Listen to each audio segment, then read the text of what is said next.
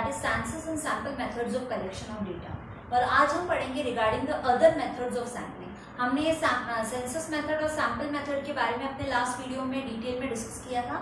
आज हम डिस्कस करेंगे regarding the methods of sampling. देखो मेथड्स ऑफ सैम्पलिंग के बेसिकली 6 और मेथड्स हैं। आज के वीडियो में हम फर्स्ट 3 मेथड्स के बारे में डिस्कस करेंगे। पहला मेथड है हमारा रैंडम सैम्पलिंग मेथड। ओके, सबसे पहले ये डिस्कस करते हैं कि what is random sampling method. Random sampling का मतलब क्या होता है कि आप सैंपल ड्रॉ कर रहे हो रैंडमली, यानी आपके पास पूरा यूनिवर्स है, पूरा पॉपुलेशन है, उसमें से कुछ भी आप निकाल रहे हो, that is known as random selection. तो इसमें हम क्या करते हैं, it is a method of sampling in which each and every item of the universe has equal chance of being selected in the sample. यानी कि आपका जो भी यूनिवर्स है, जो भी पॉपुलेशन है, उसमें से ईच एंड एवरी आइटम को पूरा चांस मिलेगा, पूरी अपॉर्चुनिटी मिलेगी कि उसका सिलेक्शन हो सकता है। इसको अपन सिंपल शब्दों में समझे तो जैसे लॉटरी निकालते हैं, लॉटरी में आपके पास चिट्स हैं काफी सारी या कॉइन्स है काफी सारे, है ना। अब आप हाथ डाल के रैंडमली कोई सा भी निकाल लेंगे, तो कहने का मतलब है कि जब अब तक आपने नहीं निकाला है तो सारी ही चिट्स के पास इक्वल चांस है कि कोई से भी निकल सकती है। ओके, तो वही रैंडम सैम्पलिंग मेथड कहता है कि हर एक आइटम के पास इक्वल चांस है कि किसी का भी सिलेक्शन जो है वो हो सकता है, रैंडमली किया जाता है। Okay, that is known as random sampling method. अब बात कर लेते हैं इस मेथड के मेरिट्स एंड डीमेरिट्स। तो सबसे पहले मेरिट्स में है, this method is free from personal bias, यानी कि आप किसी तरह का पक्षपात नहीं कर सकते हो इस मेथड के अंदर, क्योंकि आपको भी नहीं पता है कि आप लॉटरी निकाल रहे हो तो कौन सी चिट निकालोगे। जिन लोगों के नाम की चिट है उन सारे लोगों को भी नहीं पता है कि एकदम से कौन सी चिट निकलने वाली है। तो जहां पर बायसनेस की बात आती है, पक्षपात की बात आती है, वो इस मेथड में बिल्कुल भी नहीं हो सकता है। सेकेंड है, the universe gets fairly represented by sample, यानी कि जो भी हमारा यूनिवर्स है, जो भी हमारी पॉपुलेशन है, उसमें से हम जो भी सैंपल निकालेंगे वो सैंपल प्योर सैंपल माना जाएगा पूरी पॉपुलेशन का, बिकॉज उसके अंदर उस सैंपल के अंदर पॉपुलेशन की सारी कैरेक्टरिस्टिक्स मौजूद हैं और वो एक ट्रू रिप्रेजेंटेटिव है क्योंकि रैंडमली उसे निकाला जा रहा है। थर्ड है हमारा स्ट्रेट फॉरवर्ड मेथड।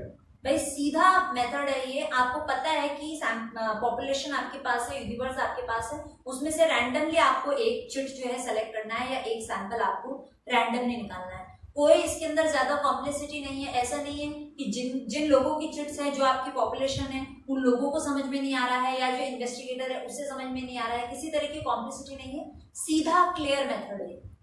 अगर अपन बात करें डीमेरिट्स की, तो what can be the disadvantages of this method. First one is it does not guarantee proportionate representation of different items in the universe, यानी कि ये वाला जो मेथड है रैंडम सैम्पलिंग वाला, ये कोई प्रोपोर्शनेट रिप्रेजेंटेशन की गारंटी नहीं देता है आपको। Now what is this term proportionate representation. मैं मान लीजिए जैसे हम लॉटरी निकाल रहे हैं, ओके, रैंडम सैम्पलिंग में हम क्या करते हैं, लॉटरी मेथड की तरह रैंडमली एक चिट निकाल लेते हैं।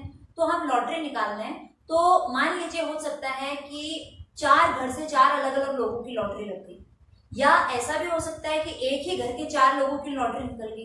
तो हम ये नहीं कह सकते, हम ये गारंटी नहीं ले सकते कि पूरे पॉपुलेशन में जितने भी आइटम्स हैं, जितने भी यूनिट्स हैं, सबको इक्वल रिप्रेजेंटेशन मिलेगा, बिकॉज ये चीज हमारे हाथ में नहीं है। क्योंकि हम रैंडम सिलेक्शन कर रहे हैं तो हो सकता है डिफरेंट यूनिट्स का रिप्रेजेंटेशन हो जाए, या एक ही यूनिट से बहुत सारा रिप्रेजेंटेशन हो जाए और बाकियों को चांस ही ना मिले। इसलिए हम कह रहे हैं कि इसके अंदर जो है प्रोपोर्शनेट रिप्रेजेंटेशन की गारंटी नहीं दी जा सकती। जैसा कि मैंने बोला कि भाई 4 अलग अलग लोगों की, 4 अलग अलग घरों के लोगों की लॉटरी भी लग सकती है, या एक ही घर के 4 लोगों की लॉटरी भी लग सकती है। अगर एक ही घर के 4 लोगों की लॉटरी लग गई तो बाकी जो अलग अलग घरों के लोग थे उनको प्रॉपर चांस कहाँ मिला, इक्वल रिप्रेजेंटेशन उनको कहाँ मिला। तो इस चीज की प्रोपोर्शनेट रिप्रेजेंटेशन की इक्वल रिप्रेजेंटेशन सभी डिफरेंट आइटम्स को मिलेगा, इसकी गारंटी आप रैंडम सैम्पलिंग मेथड में नहीं दे सकते हो। That is why it is a type of disadvantage of this method. Second disadvantage क्या हो सकता है, it does not give weightage to certain important items in the universe, यानी कि ये ऐसा मेथड है जो सारे ही आइटम्स को इक्वल इंपॉर्टेंस दे रहा हो, इक्वल वेटेज दे रहा हो, ऐसा नहीं कह सकते हम। मैं ऐसा नहीं कि किसी एक पर्टिकुलर आइटम जिससे हमने बहुत ज्यादा इंफॉर्मेशन निकाल सकते हैं उसको तो हम बहुत ज्यादा प्रेफरेंस दे रहे हैं, बहुत ज्यादा इंपॉर्टेंस दे रहे हैं, और कोई ऐसा आइटम है जो हमें ज्यादा इंफॉर्मेशन नहीं दे सकता है तो हम उसे कम प्रेफरेंस देंगे, उसे इंपॉर्टेंस नहीं देंगे। हम ऐसा नहीं कर सकते। जैसे मान लो किसी एनजीओ ने लॉटरी निकाली, भाई एक गांव में 10,000 लोग रहते हैं, उनके सबके नाम की चिट रख लिया कि भाई चलो लॉटरी निकालना है। अब एनजीओ का मेन मोटिव ये है कि भाई सारी लॉटरी जो है वो बिलो पॉवर्टी लाइन वाले जो बीपीएल कैटेगरी लोग हैं उनकी लगनी चाहिए। बट लेकिन वो जो 10,000 की पॉपुलेशन है उसमें मिडिल क्लास लोग भी हैं, उसमें हाई क्लास लोग भी हैं, तो एनजीओ सिर्फ बीपीएल कैटेगरी को ही प्रेफरेंस दे, उन्हीं को अपना वेटेज दे और सारी लॉटरीज उन्हीं के नाम से निकले, ऐसा नहीं कर सकते हम when we are using random sampling method.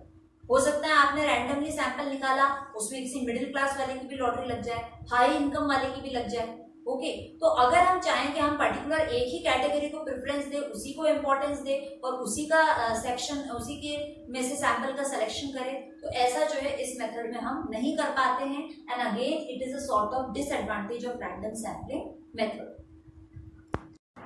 अब बात कर लेते हैं जो सेकेंड मेथड है हमारा सैम्पलिंग का, दैट इज पर्पसिव और डेलिबरेट सैम्पलिंग। ये क्या होता है? It is a method in which investigator himself make the choice of sample items which is in his opinion are the best representation of the universe। यानी कि इस method में क्या है, इन्वेस्टिगेटर खुद से चॉइस करेगा सैंपल आइटम्स की कि भाई कौन कौन से आइटम्स हैं जिनको कि मिलाकर सैंपल बनाया जाएगा। तो सैंपल के आइटम्स में जो मतलब सैंपल के अंदर जो भी आइटम्स आने वाले हैं उनका चॉइस पर्सनली इन्वेस्टिगेटर जो है वो करता है अपने ओपिनियन के हिसाब से, उसकी सोच के हिसाब से जो बेस्ट आइटम्स हैं, जो बेस्ट रिप्रेजेंटेटिव है यूनिवर्स के, उन आइटम्स को सैंपल के तौर पर सेलेक्ट किया जाता है और इन आइटम्स का जो सिलेक्शन है वो इन्वेस्टिगेटर खुद करता है। Such a method is known as purposive और डेलिबरेट सैम्पलिंग। यानी सैम्पलिंग जो है वो जानबूझकर आप कर रहे हो, किसी पर्पस को दिमाग में रखते हुए कर रहे हो। अब बात करते हैं regarding the merits of this method. पहला मेरिट है इसका, the method is flexible to allow the inclusion of those items in the sample which are of special significance। यानी कि ये एक ऐसा मेथड है जिसमें हम इंक्लूजन कर रहे हैं, यानी इंक्लूड कर रहे हैं उन आइटम्स को जो आइटम हमें इंपॉर्टेंट लगते हैं अपने ऑब्जेक्टिव को फुलफिल करने के लिए। यानी हमारे इन्वेस्टिगेशन को दिमाग में रखते हुए, हमारे पर्पस को ध्यान में रखते हुए जो आइटम्स हमें इंपॉर्टेंट लगते हैं हम उन आइटम्स को पहले सैंपल के अंदर इंक्लूड करते हैं। ऐसा फ्रीडम आपको इसी मेथड के अंदर जो है वो मिलता है। Now it is a very special technique of selection of the sample items. यानी कि ये एक ऐसा खास मेथड है जिसके अंदर आपको ये फ्रीडम मिलता है कि जो भी स्पेशल आइटम्स हैं, जो भी इंपॉर्टेंट आइटम्स हैं जिनको आप सैंपल का हिस्सा बनाना चाहते हो, उनको आप डेलिबरेटली सेलेक्ट करके सैंपल में डाल सकते हो। अगर अपन बात करें डीमेरिट्स की, तो there is possibility of personal bias in the selection of items. यानी कि हम पक्षपात कर सकते हैं क्योंकि जो सैंपल है उसका सिलेक्शन हम खुद कर रहे हैं, तो जिस आइटम को हम इंक्लूड करना चाहते हैं उसको हम करेंगे, जिसको नहीं करना चाहते चाहे वो इम्पोर्टेंट हो इन्वेस्टिगेशन के लिए, लेकिन अगर हमें नहीं करना है तो हम उसे साइड में कर सकते हैं। यानी कि बायसनेस की पूरी पॉसिबिलिटी जो है इस मेथड में मौजूद है। दूसरा डीमेरिट है इसका कि results can become doubtful because of personal बायस। अगर हमारा सैंपल है वो ही बायसनेस में आके हमने बनाया है, पक्षपात करते हुए हमने बनाया है, तो नेचुरली उसमें से हम जो कंक्लूजन ड्रॉ करेंगे वो भी हम ऐसा नहीं कह सकते कि भाई 100% एक्यूरेट है, 100% ऑथेंटिक है, क्योंकि हमने सैंपल प्रॉपरली ड्रॉ आउट नहीं किया है, तो उसमें से निकलने वाले जो कंक्लूजन होंगे वो भी प्रॉपरली करेक्ट नहीं हो सकते। अब बात करते हैं थर्ड मेथड जो कि है स्ट्रेटिफाइड और मिक्स्ड सैंपलिंग मेथड। स्ट्रेटिफाइड को मिक्स्ड सैंपलिंग मेथड इसलिए कहा गया है क्योंकि इसमें पहले वाले जो दो मेथड थे हमारे, उन दोनों ही के ही कैरेक्टरिस्टिक्स प्रेजेंट हैं। देखिए किस तरीके से, according to this method population is divided into different strata having different characteristics and some of the items are selected from each strata. यानी कि इस मेथड के अंदर बेसिकली क्या हो रहा है, जो हमारी पूरी पॉपुलेशन है, जो हमारा पूरा यूनिवर्स है, उसको अलग अलग सेक्शंस में, अलग अलग स्ट्रेटा, सिंपल वर्ड्स में कहें तो अलग अलग ग्रुप्स में जो है क्लासिफाई कर दिया जाता है, डिवाइड कर दिया जाता है उनकी कैरेक्टरिस्टिक्स के अकॉर्डिंग। एक जैसे कैरेक्टरिस्टिक्स वाले लोग एक जैसे ग्रुप में डाले जाते हैं, ऐसे अलग अलग ग्रुप्स बना दिए जाते हैं, स्ट्रेटा बना दिए जाते हैं depending upon the characteristics and so that the entire population gets represented. जैसे मान लो कि एक स्कूल में बच्चे हैं, ठीक है, तो बच्चे साइंस के भी मिलेंगे आपको, बच्चे आर्ट्स के भी मिलेंगे एंड बच्चे कॉमर्स के भी मिलेंगे। तो यहाँ पर हमने 3 स्ट्रेटा बनाए हैं, 3 ग्रुप्स बनाए हैं, साइंस, आर्ट्स एंड कॉमर्स, ठीक है, depending upon the subjects of the students, यानी कह सकते हैं depending upon the characteristics of the items of the population, अलग अलग जो है ग्रुप बना दिए जाते हैं और फिर उनके ऊपर जो है इन्वेस्टिगेशन किया जाता है group wise. Such a method is known as the stratified और the mixed sampling method. Now अब इसके मेरिट्स क्या क्या हैं?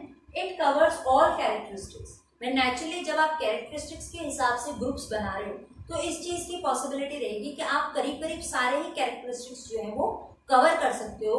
हर कैरेक्टरिस्टिक के हिसाब से आपको एक ग्रुप मिलेगा जिसमें वो सारे आइडेंटिकल आइटम्स जो है वो मौजूद होंगे. It offers reliable as well as meaningful results. जब हमने प्रॉपर क्लासिफिकेशन कर दिया है, प्रॉपर ग्रुप्स बना दिए हैं डिपेंडिंग अपॉन द कैरेक्टरिस्टिक्स, तो नेचुरली अब हम जो कंक्लूजन ड्रॉ करेंगे आफ्टर द इन्वेस्टिगेशन, उसके अंदर जो हमारे कंक्लूजन आएंगे वो ज्यादा रिलायबल होंगे, ज्यादा भरोसेमंद होंगे और ज्यादा मीनिंगफुल, ज्यादा एक्यूरेट रिजल्ट्स जो है वो हम निकाल सकते हैं. डीमेरिट्स इसके क्या क्या हो सकते हैं? It has a limited scope. Limited scope क्यों है भाई? ये ऐसा मेथड है जिसका एरिया बहुत लिमिटेड है. तो ऐसा क्यों है? क्योंकि हम इसमें क्या कर रहे हैं, ग्रुप्स बना रहे हैं कैरेक्टरिस्टिक्स के हिसाब से. तो ग्रुप बनाने का काम वही बंदा कर सकता है जिसको पॉपुलेशन की सारी कैरेक्टरिस्टिक्स का पता हो. जैसे भी हमने अभी पढ़ा कि हमने जो है ग्रुप्स बना दिए, साइंस, आर्ट्स एंड कॉमर्स, बच्चों के जो है सब्जेक्ट्स के अकॉर्डिंग हमने ग्रुप बना दिए. अब ये ग्रुपिज्म जो है या ग्रुप बनाने का काम जो है वो ही कर सकता है जिसे पता है कि टोटल बच्चों के पास कितने सब्जेक्ट्स मौजूद हैं, कितने हो सकता है साइंस, कॉमर्स, आर्ट्स के अलावा कोई अदर ग्रुप भी हो. तो जिसे नॉलेज नहीं है कि कोई अदर ग्रुप भी प्रेजेंट है, उसने एक ग्रुप छोड़ दिया. तो ग्रुप बनाने का काम जो है वो वही बंदा कर सकता है जिसको कि पॉपुलेशन की सारी कैरेक्टरिस्टिक्स का प्रॉपर नॉलेज हो. इसलिए बोला गया है कि लिमिटेड स्कोप है, क्योंकि ग्रुप बनाने का काम जो है वो लिमिटेड लोग ही कर सकते हैं, हर कोई नहीं कर सकता है. कौन कर सकता है? वही बंदा जिसको ग्रुप की सारी कैरेक्टरिस्टिक्स का नॉलेज हो.